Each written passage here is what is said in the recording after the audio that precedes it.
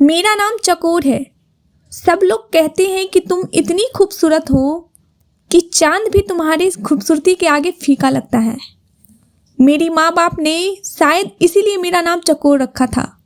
और सच में मैं बहुत सुंदर थी। जितनी सुंदर थी उतनी ही धन दौलत से भरपूर थी। मेरे पापा शहर के सबसे बड़े बिजनेसमैन थे।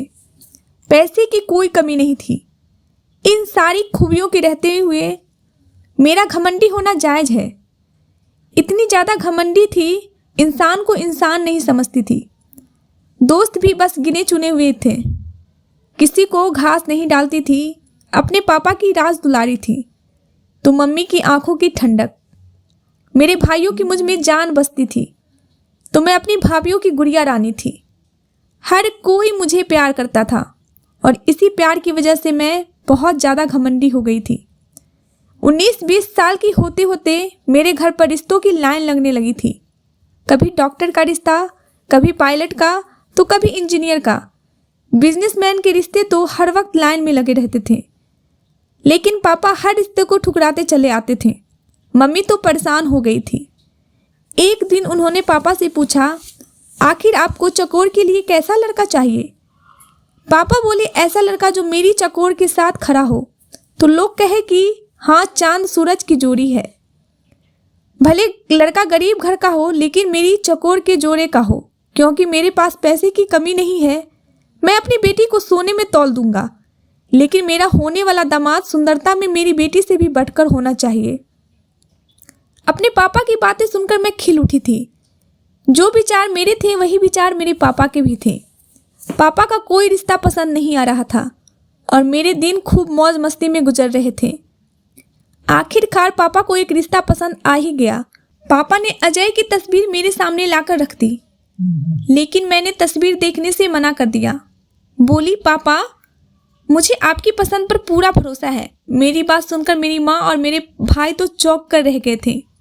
बोले, चकोर तुम्हें सूट खरीदने से पहले भी उसे 3 बार ट्राई करती हो, फिर भला अपने होने वाले जीवन साथी की तस्वीर भी क्यों नहीं देख रही हो? तो मैंने कहा, मुझे अपने पापा पर पूरा भरोसा है। मेरे पापा ने ऐसे ऐसे रिश्ते ठुकराए हैं। अगर वह रिश्ते हो जाते तो पापा को बिजनेस में फ़ायदा भी होता, लेकिन फिर भी पापा ने इन रिश्तों को ठुकरा दिया। इतने सारे लड़कों को ठुकराने के बाद पापा को कोई लड़का पसंद नहीं आया है तो अच्छा ही होगा। मेरी बात सुनकर पापा का सर गर्व से ऊंचा हो गया। चकोर बेटा, लड़का हमारे जोड़े का नहीं है, लेकिन जब वह तुम्हारे साथ खड़ा होगा तो लोग तुम्हें चांद सूरज की जोड़ी कहेंगे। सुख सुविधा के सामान से ही मैं अपनी बेटी का घर भर दूंगा और इस तरह लड़के वाले भी मेरी बेटी से दब कर रहेंगे। मेरे पापा ठीक कह रहे थे। अगर मेरे पापा मेरी शादी अपने जैसे किसी अमीर खानदान में कर देते तो वह लोग कहाँ मेरे नखरे उठा पाते। खैर, मेरी शादी की तैयारियां होने लगी थी। मेरे पापा ने शादी के लिए खजानों के मुंह खोल दिए थे और मैं एक दिन दुल्हन बनकर अजय के घर आ गई थी।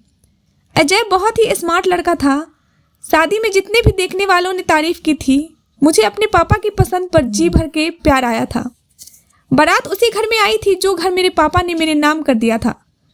उसी घर को हमारे रहने के लिए सेट कर दिया गया था। मैं सुहाग की स्टेज पर बैठी अजय का इंतजार कर रही थी। अजय अंदर आया तो मेरे दिल की धड़कनें बढ़ गई थी। वह मेरे करीब बैठ गया, कुछ देर मुझे देखता रहा और बोला, चकोर, मैं तुम्हें पाकर बहुत खुश हूँ। फिर उसने मेरा घूंघट उलट दिया। मेरा घूंघट हटाया ही था कि तभी उसके चेहरे का एक्सप्रेशन बदलने लगे। ऐसा लगा जैसे वह बहुत ज़्यादा तकलीफ में है। वह एकदम से बेड पर गिर गया। अजय की यह हालत देखकर मैं बहुत ज़्यादा डर गई थी और डर की वजह से चीखने लगी। मेरी चीखें सुनकर मेरी सास भागती हुई अंदर कमरे में आई। अजय की हालत देखकर मेरी सास बहुत ज़्यादा डर गई थी। पापा की दी हुई कार से अजय को हॉस्पिटल ले जाया गया। डॉक्टर ने अजय का चेकअप किया और ऐसी खबर सुनाई कि हम सब के सिर पर आसमान गिर पड़ा। डॉक्टर ने कहा कि मरीज को गुजरे तो 15 मिनट गुजर चुके हैं। मेरी सास चीखती हुई वही बेंच पर ढेर हो गई थी और मैं आंखें फाड़े सबको देख रही थी। सब लोग मुझे अजीब सी नज़रों से देख रहे थे। किसी औरत की आवाज़ मेरे कान में पड़ी तो मैं सदमे में आ गई। वो औरत कह रही थी, हाय वह देखो, मनहूस दुल्हन सुहाग के जोड़ी में ही अपने सुहाग को खा गई। और उस दिन मुझे समझ आया कि जवान से निकले हुए शब्द तलवार की धार से कम नहीं होते। यह किसी का दिल चीर सकते हैं, किसी का भी दिल छलनी कर सकते हैं। जब मेरा दिल छलनी हुआ तो मुझे किसी के कहे हुए शब्द याद आए। उसने मुझसे कहा था कि तुमने मेरा दिल छलनी कर दिया है। तब मैंने उसका कितना मजाक उड़ाया था। मैं चकोर, जिसे लोग हुस्न की शहजादी कहते हैं, मैंने उस वक्त एक छोटे कद मोटे पेट वाले और काले आसे का मजाक उड़ाया था। इतनी देर में मेरी मम्मी पापा पूरी फैमिली के साथ हॉस्पिटल पहुंच चुके थे। पापा के सीने से लगकर मैं बिलख बिलख कर रो रही थी। पापा ने मुझे बहुत हिम्मत दी। अजय की बॉडी को घर ले जाया गया। सब घर वाले शोक मना रहे थे। मैं 4 लाख का सुहाग का जोड़ा उतार कर एक सफ़ेद रंग का सूट पहन ली। अजय के अंतिम संस्कार के बाद मेरे पापा मुझे घर ले गए। इस हादसे से मैं बहुत ज़्यादा डिप्रेशन में आ चुकी थी। मैंने लोगों से मिलना जुलना बंद कर दिया था। पापा ने अपनी तरफ से लोगों को समझा दिया था कि चकोर इस हादसे से बहुत ज़्यादा डिप्रेशन में जा चुकी है, इसलिए हम उस पर फोर्स नहीं करेंगे कि वह लोग से मिले। वह खुद ही धीरे धीरे नॉर्मल हो जाएगी। और फिर मैं धीरे धीरे नॉर्मल होने लगी थी। और फिर एक बार फिर से मेरे रिश्ते आने शुरू हो गए। शायद मेरी खूबसूरती की वजह से या फिर पापा के पैसों की वजह से रिश्तों की फिर से लाइन लगने लगी थी। लेकिन पापा को इस बार फिर से लड़का पसंद नहीं आ रहा था। एक बार पापा बड़े चहकते हुए मेरे पास आए और कहने लगे, चकोर बेटा, आज मैं बहुत खुश हूँ। तुम्हारी सास राजश्री जी आई हैं। वो फिर से तुम्हें अपनी बहू बनाना चाहती है। उनके 4 बेटे हैं। वह अपने दूसरे नंबर के बेटे के साथ तुम्हारी शादी करना चाहती है। राहुल भी अपने भाई अजय की तरह बहुत हैंडसम लड़का है, पढ़ा लिखा है। हमें और क्या चाहिए? बताओ चकोर, तुम्हारी क्या राय है? मैंने कहा, पापा जो आप सही समझे वह करें। मुझे आपके फैसले पर पूरा भरोसा है। पापा मेरे सर पर हाथ फेरकर चले गए। और फिर 2-3 दिन में बहुत ही सादगी के साथ राहुल से मेरी शादी हो गई। शादी में मैंने राहुल को देखा। बहुत ही खूबसूरत स्मार्ट लड़का था। राहुल को लेकर मैं फिर से सपने सजाने लगी और एक बार फिर से मैं विदा होकर उसी घर में आ गई जहां पहले आई थी। उसी कमरे में बैठी मैं सुहाग की सेज पर राहुल का इंतजार कर रही थी। थोड़ी ही देर में राहुल कमरे में आया और मेरे सामने बैठ गया। मेरे दिल की धड़कन बढ़ चुकी थी। तभी राहुल ने मेरा घूंघट हटा दिया और कुछ देर तक मुझे देखता रहा। फिर अचानक चीख मारकर पीछे की तरफ लुढ़क गया। राहुल को इस तरह लुढ़कते देखकर मेरी चीख निकल गई। मेरी सास जल्दी से कमरे में आई और राहुल की यह हालत देखकर अपनी छाती पीटने लगी। राहुल को हॉस्पिटल लेकर भागे। डॉक्टर ने हम लोगों को दुआ करने के लिए कहा। डॉक्टर ने कहा कि मरीज की हालत बहुत खराब है। मैंने पहली बार भगवान से कुछ मांगा। इससे पहले तो मुझे भगवान ने कुछ मांगने की जरूरत ही नहीं पड़ी थी। हर चीज बिना मांगे ही मिल जाती थी। मैंने रो रो कर राहुल की जिंदगी की भीख मांगी थी भगवान से। आधे घंटे के बाद डॉक्टर कमरे से बाहर आया तो मैं सबसे पहले भागती हुई डॉक्टर के पास गई और बहुत ही उम्मीद भरी नज़रों से डॉक्टर को देखने लगी। लेकिन डॉक्टर ने ना में सिर हिला दिया। डॉक्टर ने कहा, हम मरीज को बचा नहीं सके।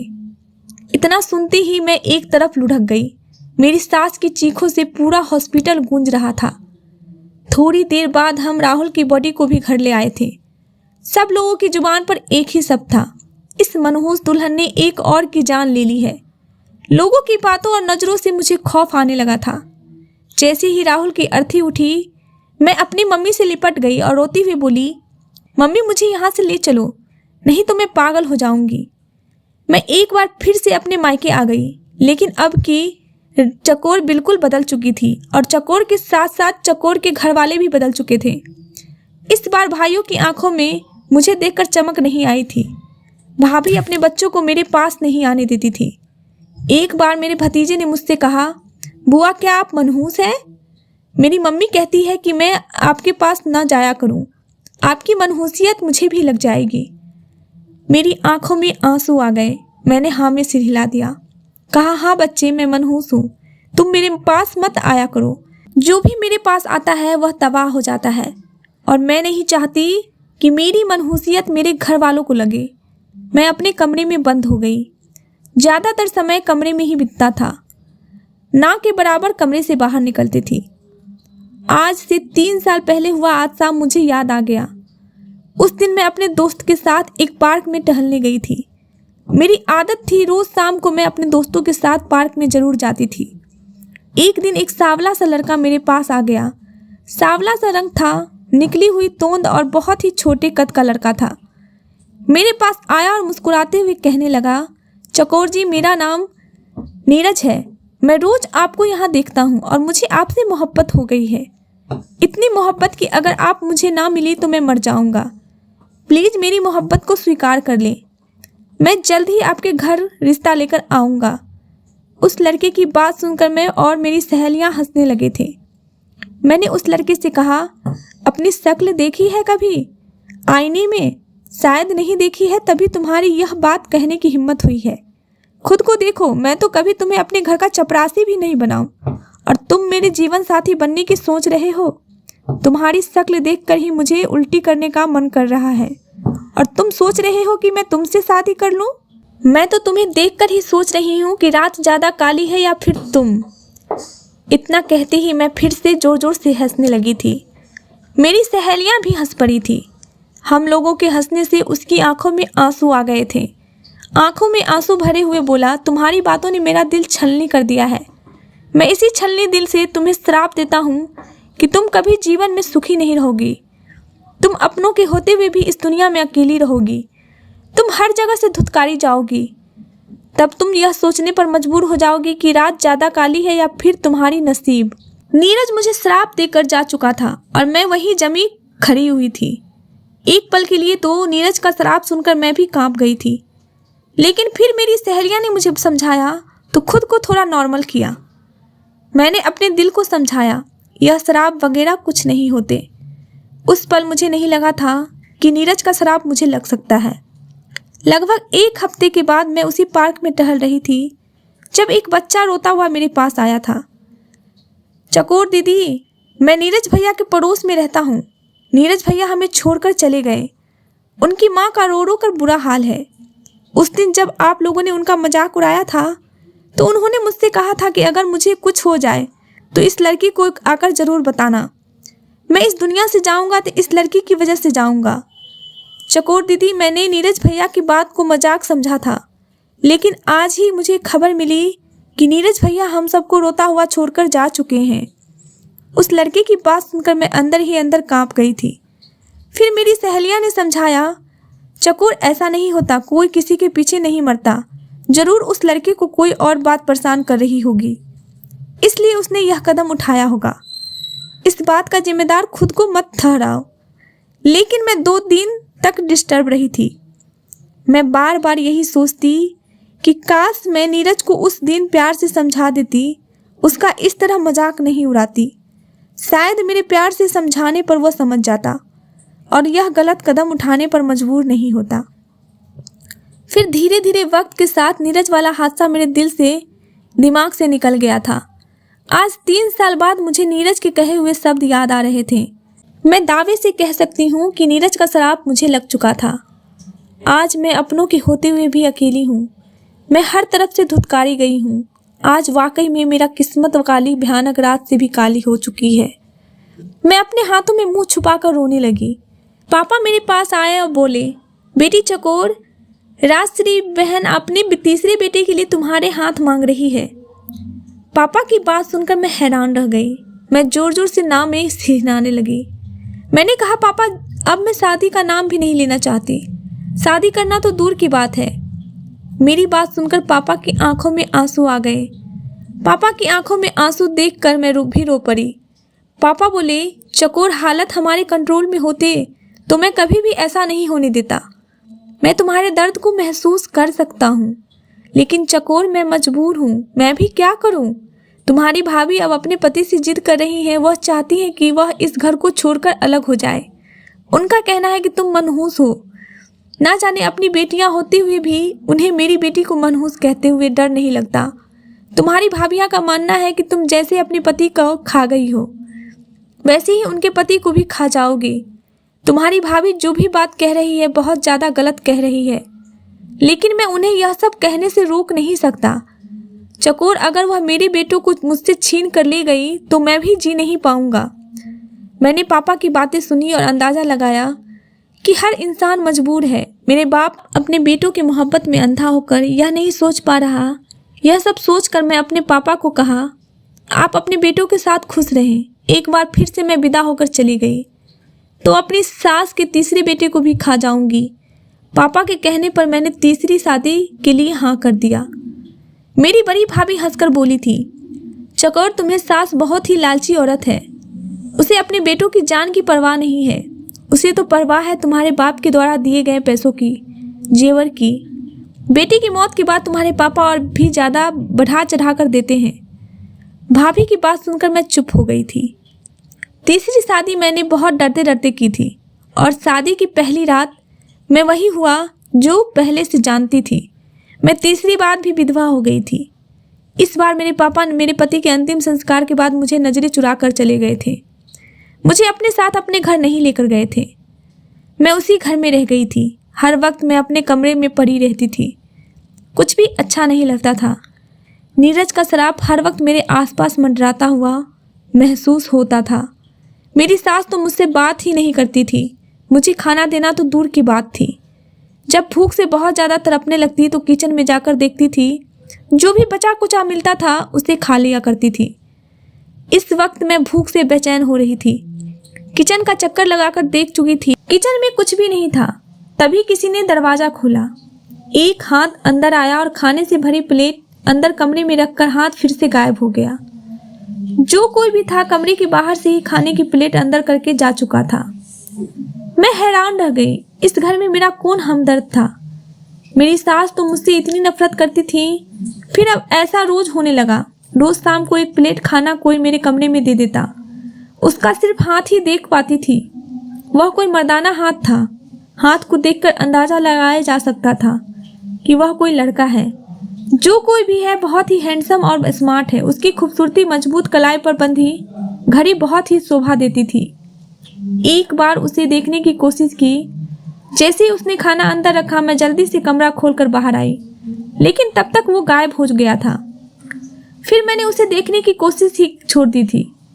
बस बेड पर बैठी देखती रहती कि वह खाने की प्लेट अंदर कर देता है और आराम से गेट को दोबारा बंद करके चला जाता है। ऐसे ही 5 महीने गुजर गए थे। एक दिन मेरी सास मेरे पास आकर बैठ गई और बोली, चकोर मैं तुम्हारे पापा से अपने चौथे बेटे के लिए तुम्हारा रिश्ता मांग चुकी हूँ। उन्होंने इजाजत दे दी है। परसों तुम्हारी मेरे सबसे छोटे बेटे के साथ शादी है। अपनी सास की बात सुनकर मैंने अपनी सास के आगे हाथ जोड़ दिए। बस करे आप, कैसी माँ है? मुझे तो लगता है कि ये बेटे आपके सगे बेटे नहीं है, वरना कोई भी माँ अपनी बेटी की मौत को यूं दावत नहीं देगी। आखिर ऐसी कौन सी चीज है जो आपको अपने जवान बेटे की कुर्बानी देने के लिए मजबूर करती है? यह पैसे, दौलत, गाड़ी, यह बंगला ठीक है। मैं सुबह ही वकील को बुलाकर ये सब कुछ आपके नाम कर दूंगी, मगर अपनी बेटी की जान मुझसे बचा ले। मुझे तो किसी का श्राप लगा है। मेरा सुहाग कभी भी सलामत नहीं रहेगा। मेरी सास मुझे घूरते हुए बोली, किसकी बद्दुआ लगी है तुम्हें? मैं कुछ बोल ही नहीं पाई। मेरी सास की आंखों में शैतानी चमक दिखाई दे रही थी। मेरी बड़ी भाभी की बात मुझे सच लगी थी। मेरी सास एक लालची औरत थी। भला ऐसे कैसे हो सकता था? एक औरत अपने 3 जवान बेटों की मौत के बाद एक मनहूस लड़की को फिर से अपनी बहू बनाना चाहती हैं। मुझे लगा था कि मेरी सास मेरे पहले 3 पतियों की सगी माँ नहीं हो सकती, इसलिए उसे फर्क नहीं पड़ता है, मरे या फिर जिए। उसे तो बस बेशुमार पैसों से मतलब था, जो हर बार मेरे पापा मेरी सास को देते थे। लेकिन मैं अपनी सास की तरह पत्थर दिल नहीं हो सकती थी। मैंने शादी के लिए हाँ कर दिया, लेकिन मैंने सोच लिया था कि मैं उस लड़के की जान बचा कर रहूंगी। मैं इस लड़के को कभी भी अपना चेहरा नहीं दिखाऊंगी और ना ही उसके सामने आऊंगी। शादी का दिन आ गया। पंडित जी मंत्र बोल रहे और हमारे फेरे संपन्न हुए। मुझे कमरे में ले जाकर बैठा दिया गया था। मैं आज चौथी बार सेज पर बैठी थी। रात ढल रही थी। मेरा नया पति अभी तक मेरे कमरे में नहीं आया था। शायद वह भी अपनी मौत से डर रहा था। मैंने पहले ही सोच लिया था कि मुझे क्या करना है। मैंने अपना शादी का जोड़ा बदला और अलमारी के पीछे जाकर छुप गई। मैं नहीं चाहती थी कि मेरा पति मेरा चेहरा देखे और वह भी मेरे बाकी 3 पतियों की तरह मर जाए। तभी दरवाजा खुलकर मेरा चौथा पति अंदर आया। मेरी सांसें ऐसे चल रही थी जैसे कोई आंधी चल रही हो। पता नहीं अगले पल क्या होने वाला है। मैंने अपने दिल ही दिल में ना जाने कितनी दुआएं मांग डाली थी। अचानक मुझे अपने पति की जोर से बोलने की आवाज आई। वह बोला, अम्मा, मेरी दुल्हन कहाँ है? कहीं मेरी दुल्हन को तूने भगा तो नहीं दिया? मेरी सास की भी आवाज आने लगी थी। वह काफी बौखलाई हुई थी। वो बोली, वही कमरे में होगी, कहाँ जाएगी? मिल जाएगी, वही होगी। थोड़ी ही देर में कमरे में और भी लोग आने लगे थे। मुझे कुछ और लड़कों की आवाज आ रही थी। तभी मेरी सास बोली, अजय, तुमने देखा है चकोर को? नहीं आंटी, मैंने तो नहीं देखा। अजय तो मेरे पहले पति का नाम था। मैंने जल्दी से अलमारी की टेक से झांक कर देखा तो मेरी आंखें फटी की फटी रह गई थी। मेरे तीनों पति जो मर चुके थे वह सही सलामत मेरे सामने खड़े थे। तभी मेरी सास मेरे पति के आगे से हटी। उसको देखकर लगा कि अब मैं सांस नहीं ले पाऊंगी। वह नीरज था, वही नीरज जिसने 3 साल मेरी खातिर दुनिया से चला गया था। मुझे तो ऐसा लग रहा था कि जैसे मैं शमशान घाट में पहुंच गई हूं और जहां पर सारे मुर्दे जिंदा कर दिए गए थे। मैं डर से कांपने लगी थी। नीरज के चेहरे को देखकर वह मुझे कोई पागल दीवाना लग रहा था। उसकी बातों से बहुत ज़्यादा डर महसूस हो रहा था। वह बोला, अम्मा, एक बार वो चिड़िया मेरे हाथ लग जाए, उसके पर काट कर मैं उसको हमेशा के लिए इस घर में कैद कर दूंगा। उसके अपने ही खूनी रिश्ते तो उसको अछूत समझने लगे हैं। अब वो सारी जिंदगी मेरी गुलामी बनकर रहेगी। मुझे ठुकराया था ना उसने, अब मैं उसको बताऊंगा ठुकराए जाने का दर्द क्या होता है। उसे इतना तड़पाऊंगा कि वह रो रो कर मुझसे दया की भीख मांगेगी। यह बोलते बोलते नीरज का सांवला चेहरा और भी ज्यादा काला भयानक हो गया था। उसके चेहरे से शैतानियत टपक रही थी। नीरज की भयानक हंसी पूरे कमरे में गूंज रही थी और मैं डर से थर-थर कांप रही थी। मेरी सास ने कहा, अजय, तुम कमरे में देखो, हम तब तक बाहर जाकर देखते हैं, जरूर वहीं कहीं होगी। इतना कहकर मेरी सास सबको अपने साथ लेकर चली गई। कमरे में मेरा पहला पति अजय बचा था, जो मुझे इधर उधर ढूंढ रहा था। मैंने जोर से अपनी आंखों को बंद कर लिया था और भगवान से दिल ही दिल में दुआ मांग रही थी कि हे भगवान, मुझे इन दरिंदों से बचा ले।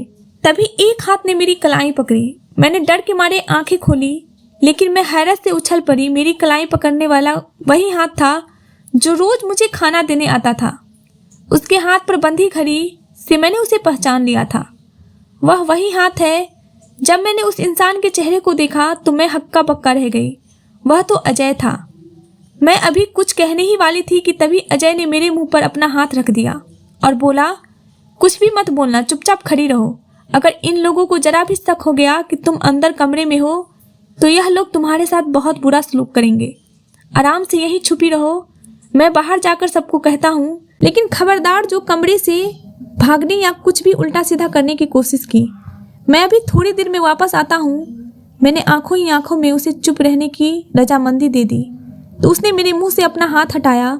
अजय बाहर चला गया और बाहर सबसे कह दिया कि चकोर कमरे में भी नहीं है। मैं चुपचाप अलमारी के पीछे छुपी खड़ी थी।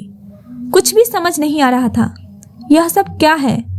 इतना तो मैं समझ गई थी कि नीरज ने मुझे पाने के लिए यह सब कुछ किया था। नीरज इतना गिरा हुआ इंसान भी हो सकता है, मैंने कभी सोचा नहीं था। खड़े खड़े मेरे पैर दुखने लगे थे, लेकिन अजय अभी तक अंदर नहीं आया था। मेरे पास कोई दूसरा चारा नहीं था सिवाय अजय का इंतजार करने के। अजय की बातों से लग रहा था कि वही मुझे यहाँ से निकाल सकता है। बहुत देर बाद अजय अंदर आया था। उसने मुझे लाकर बेड पर बिठाया, मुझे पानी पिलाया। कहने लगा, वो लोग तुम्हें ढूंढ कर थक हार कर सोने के लिए लेट चुके हैं। उन्हें लगता है कि तुम अपने माँ बाप के घर गई होगी, लेकिन तुम्हारे माँ बाप भी तुम्हें मनहूस समझते हैं। चकोर, तुम्हारी सिर्फ एक बार शादी हुई है। पहले की 3 शादियां बस एक ड्रामा थी। आखिर वाली शादी नीरज के साथ हुई है और यह शादी हकीकत में हुई है। 3 साल पहले जब तुमने नीरज को ठुकरा दिया था तो नीरज जख्मी शेर बन गया था। उसने तुम्हें पाना अपनी जिद बनाया था, लेकिन तुम्हें पाना बहुत मुश्किल था। नीरज जैसे बदसूरत लड़के के साथ तुम्हारी माँ बाप कभी भी तुम्हारी शादी नहीं करते। और फिर उसने तुम्हें हासिल करने के लिए एक प्लान बनाया। उसमें उसने अपने तीनों दोस्त को शामिल कर लिया। इस प्लान में नीरज की माँ, शादी कराने वालों पंडित और वह डॉक्टर भी मौजूद था। तुम्हारे पापा इतना पैसा दे देते थे कि किसी का भी मुंह बंद करने की काफ़ी होता था। पंडित को पैसे देकर शादी के गलत मंत्र पढ़वाए थे। डॉक्टर को पैसे देकर यह कहलवाया गया था कि मरीज मर चुका है। तुम्हारी पहली शादी का नाटक मेरे साथ हुआ था। फिर एक के बाद एक तुम्हारी 3 शादियां होती चली गई और तुम्हारा पति मरता चला गया। इस सब के पीछे एक ही वजह थी कि तुम मनहूस करार कर दी जाओ, जिससे कि तुम्हारे माता पिता तुम्हें पीछा छुड़ा ले। और फिर जब नीरज की माँ ने नीरज का रिश्ता तुम्हारे लिए मांगा तो नीरज के भद्देपन के बावजूद भी तुम्हारे माँ बाप इस रिश्ते के लिए इनकार ना कर सके। और नीरज यही सब तो चाहता था, क्योंकि पहले तो तुम्हारे पापा बिल्कुल भी नीरज के रिश्ते के लिए राजी नहीं होते। पहले मैं भी नीरज के साथ था, लेकिन धीरे धीरे मुझे एहसास होने लगा कि तुम्हारे साथ गलत हो रहा है। तुम्हारे माँ बाप ने तुम्हें त्याग दिया, सब तुम्हें मनहूस कहने लगे। यह देखकर मुझे बहुत दुख होता था कि तुम्हारे साथ यह सब करने में मैं भी शामिल हूँ। नीरज की माँ तुम्हें भूखा रखती थी। जब यह बात मुझे पता चली तो रात को मैं होटल से खाना पैक करवा कर लाता था और तुम्हारे कमरे में रख देता था। मैं हैरत से अजय की बातों को सुन रही थी। मेरी आंखों से आंसू बह रहे थे। मैंने अपना सिर अजय के कंधे से टिका दिया था और फूट फूट कर रोने लगी। जो कुछ भी हुआ था उसमें मैं भी कसूरवार थी। मुझे नीरज के साथ वो गलत रवैया नहीं अपनाना चाहिए था। मैं चाहती तो उसे प्यार से समझा देती, शायद वह मान जाता, लेकिन मेरी बुरी तरह धुतकारने पर नीरज ने ये कदम उठाया था। अजय ने मेरे आंसू साफ किया और कहा, चकोर मुझे माफ कर दो, तुम्हें इस हालत तक पहुंचाने में मैं भी बराबर का जिम्मेदार हूँ। मैंने अजय को माफ कर दिया था। भले ही अजय ने भी गलत का साथ दिया था, लेकिन अब तक वह मेरी मदद ही कर रहा था। 4 बज चुके थे, मुझे ही देर हो रही थी। अगर नीरज तुमको पा लिया तो वह हमेशा हमेशा के लिए तुम्हें इस घर में कैद कर लेगा। अजय की बात सुनकर मैं जल्दी से उठ खड़ी हुई और हम दोनों बाहर आ गए। पूरे घर में सन्नाटा था, सब लोग अभी तक सो रहे थे। मैं और अजय जल्दी से मेन गेट पार कर गए। अजय मुझे मेरे घर के गेट तक छोड़कर चला गया था। मैं अंदर गई। सब लोग मुझे इस समय देखकर हैरान थे, लेकिन फिर मैंने पापा को सारी बातें बताई। मेरी बात सुनकर पापा को बहुत गुस्सा आ गया था। सब ने मुझे बारी बारी से रोते हुए गले लगाया। मेरी भाभियां ने भी मुझे से माफ़ी मांगी। सुबह होते ही पापा पुलिस के पास गए और पुलिस को लेकर नीरज के पास पहुंच गए। फिर नीरज को और उसकी मां को गिरफ्तार कर लिया गया। अजय ने इस पूरे घटना की गवाही दी। जो लोग भी इस साजिश में शामिल थे सबको गिरफ्तार किया गया। अजय को भी पुलिस ने गिरफ्तार किया था, लेकिन अजय ने पुलिस का साथ दिया था और मुझे भी उन लोगों से बचाया था, इसलिए अजय को पुलिस ने जल्दी ही छोड़ दिया। मेरे पापा ने नीरज से मुझे तलाक दिलवा दी थी। अब मैं अपने माँ बाप के घर में हूँ। सब लोग मुझसे पहले की तरह ही प्यार करते हैं, लेकिन मेरे अंदर एक बहुत बड़ा बदलाव आ गया है। मैं अब बहुत खामोश रहती हूँ, बहुत कम बोलती हूँ। इस घटना को 1 महीना बीत गया कि मेरे पापा मेरे पास आए और कहने लगे, चकोर बेटा तुम्हारे लिए एक रिश्ता है। मैं गुस्से से फट पड़ी थी।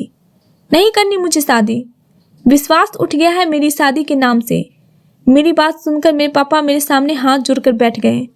चकोर हम सब शर्मिंदा हैं। तेरी इस हालत के कहीं ना कहीं हम भी जिम्मेदार हैं, लेकिन जो हमने गलती की है उसे सुधारने का एक मौका दे दो। लड़की की माँ रिश्ता लेकर आई थी। लड़का पढ़ा लिखा था और समझदार है। लड़की की माँ का कहना है कि मेरा बेटा सबसे पहले आपकी बेटी से मिलना चाहता है, उसके बाद ही इस रिश्ते को आगे बढ़ाना चाहते हैं। चकोर अब तक हमने लड़के को नहीं देखा है। अगर तेरी हाँ हो तभी मैं उस लड़के से तुम्हें मिलवाऊंगा। पापा के जुड़े हुए हाथ और आंखों में आंसू देखकर मैंने हथियार डाल दिए। अगले ही दिन लड़का मुझसे मिलने आ चुका था। मैं अपने कमरे में थी जब वह दरवाज़ा खोलकर वो अंदर कमरे में आ गया, लेकिन उस लड़के को देखते ही मुझे अपनी आंखों पर विश्वास नहीं आया। वह लड़का तो अजय था। अजय, तुम वो लड़के हो जो मुझसे शादी करना चाहते हो।